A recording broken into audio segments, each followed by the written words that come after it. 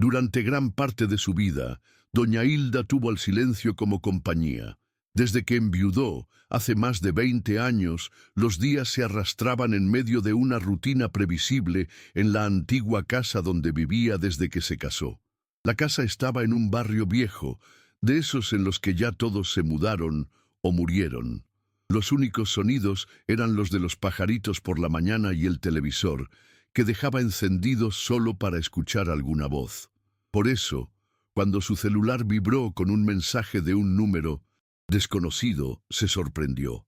Era un mensaje largo, lleno de cariño, firmado por Enrique, el sobrino de su hermano mayor. Hacía al menos 10 años que no sabía nada de él. El mensaje decía que la extrañaba, que pensaba siempre en ella y que quería visitarla. Lo leyó con una sonrisa desconfiada, pero fue invadida por una alegría que no sentía hacía mucho tiempo. En los días siguientes, los mensajes no cesaron. Enrique parecía realmente interesado en retomar el lazo con su tía. Mandaba fotos, preguntaba cómo estaba, hacía elogios al pastel que ella una vez había publicado en el grupo familiar, ese que pensaba que nadie leía. En menos de una semana apareció. Llegó con una gran sonrisa y un vino barato, de esos que se compran en la panadería, pero que para ella parecía un regalo fino. Se sentó con ella en la veranda, escuchó las historias que ya había contado 1000 veces y hasta pidió ver las fotos antiguas de cuando aún tenía el cabello castaño. Hilda se sentía vista, casi viva de nuevo. Era como si una parte de la familia hubiera regresado. No lo sabía, pero ese día sería el primer paso hacia algo que tomaría un rumbo muy distinto al que esperaba. Con el paso de las semanas, Enrique empezó a aparecer con más frecuencia. A veces llevaba pan, otras decía que solo pasaría a darle un abrazo. Hilda se acostumbró a su presencia como si fuera algo natural, casi cotidiano. Era extraño cómo sabía exactamente qué decir para hacerla sentir cómoda. Le decía lo especial que era, que merecía ser cuidada. Incluso decía que su casa era hermosa, llena de personalidad. Ella, que hacía años no recibía un elogio sincero, se derretía con cada palabra. Pero algo empezó a cambiar. Enrique comenzó a hablar, de forma sutil, sobre cuánto valía esa casa. Comentaba el tamaño del terreno, la ubicación. Una vez dijo que conocía gente interesada en propiedades en la zona y que ella podría ganar buen dinero si pensaba en vender. Doña Hilda se rió de la idea al principio. Pensó que era solo una charla sin importancia, pero Enrique insistía con dulzura, siempre sembrando alguna semillita nueva. Decía que merecía comodidad, que podía vivir en un apartamento moderno, con ascensor, sin escaleras, con seguridad. Un día llegó con folletos de una constructora y los dejó sobre la mesa como si no fuera nada. Fue entonces cuando ella empezó a sentir algo extraño. Era como si, de repente, la casa en la que había vivido toda su vida se hubiera convertido en un producto, y ella, en una anciana, frágil, a la que él podía convencer de renunciar a todo. Esa noche, por primera vez, Hilda se acostó con el estómago revuelto. Algo no estaba bien. Algo estaba muy mal. En los días siguientes, Hilda empezó a observar a Enrique con otros ojos. Notaba cómo miraba alrededor de la casa, como si estuviera calculando, midiendo, evaluando.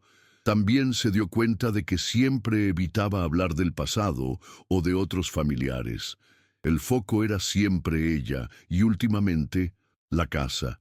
Comenzó a insinuar que ella estaba olvidadiza, que podría lastimarse sola, que tal vez era hora de pensar en el futuro.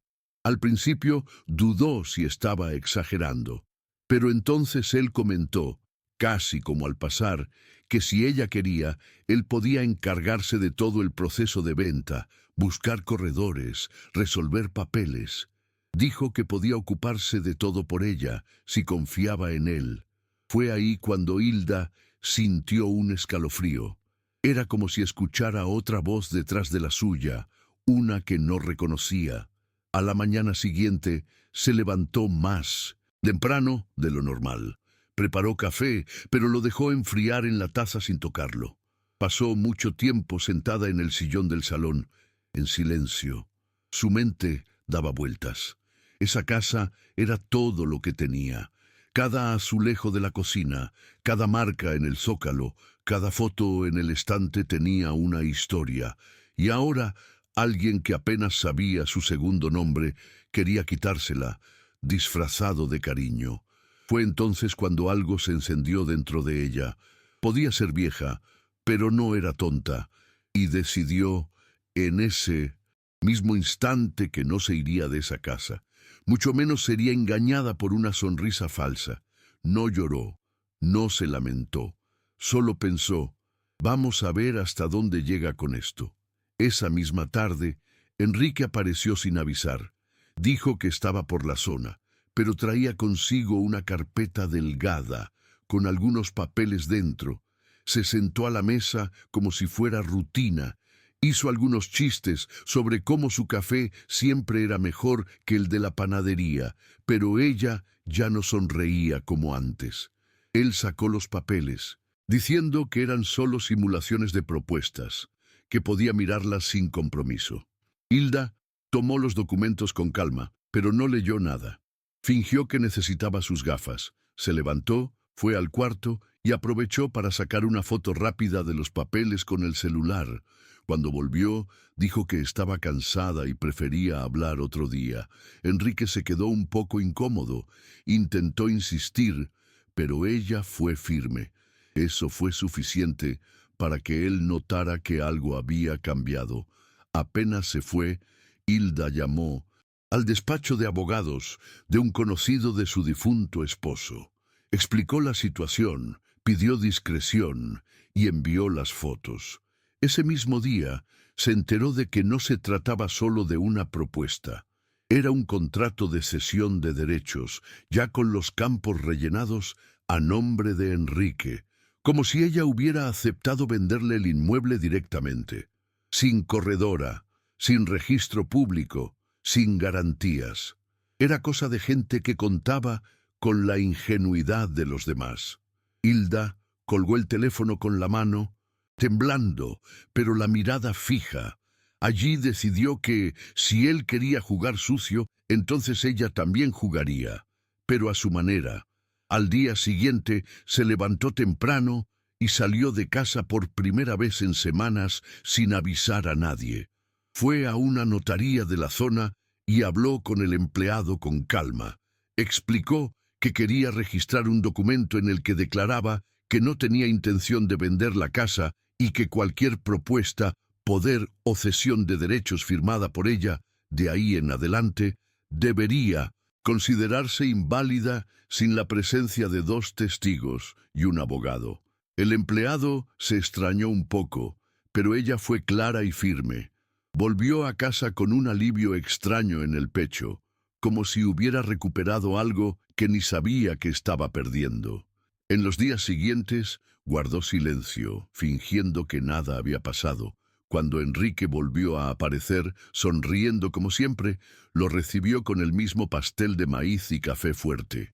Durante la visita, retomó el tema de la venta como si solo estuvieran dándole continuidad a algo ya acordado.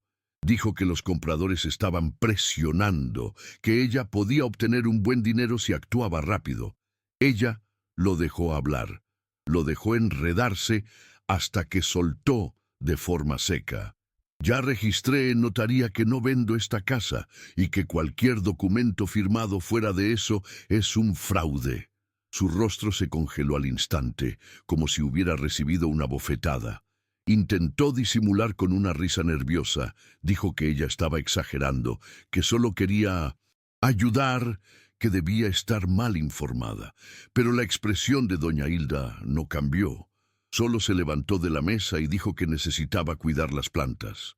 Él se fue sin despedirse bien. Después de ese día, Enrique nunca más apareció. Ni mensaje, ni llamada, ni excusa. Desapareció como si nunca hubiera existido. Doña Hilda, por fuera, siguió con su rutina. Los mismos programas de televisión, el mismo café a las 4, las mismas plantas del balcón. Pero por dentro, algo había cambiado. No era solo el alivio de haber conservado la casa. Era una mezcla de rabia contenida, tristeza y un tipo de orgullo que no sentía desde hacía mucho. No le dolió perder ese lazo, porque en el fondo sabía que nunca fue verdadero.